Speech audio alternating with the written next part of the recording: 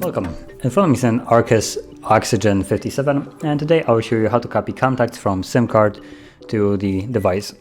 So to get started, you want to open up the Contacts app, and I mean primarily the Contacts app. Now, there's a standalone app for it from Google, and once you go in there, you'll basically see this screen right here.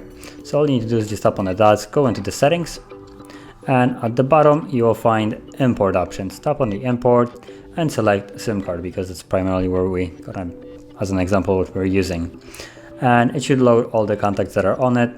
So you can deselect ones that you for instance don't want and select only one, and from there all you need to do is just tap on the check mark when you have selected every contact that you want to move, and they get immediately moved to the device itself, which you can see now that there is one contact.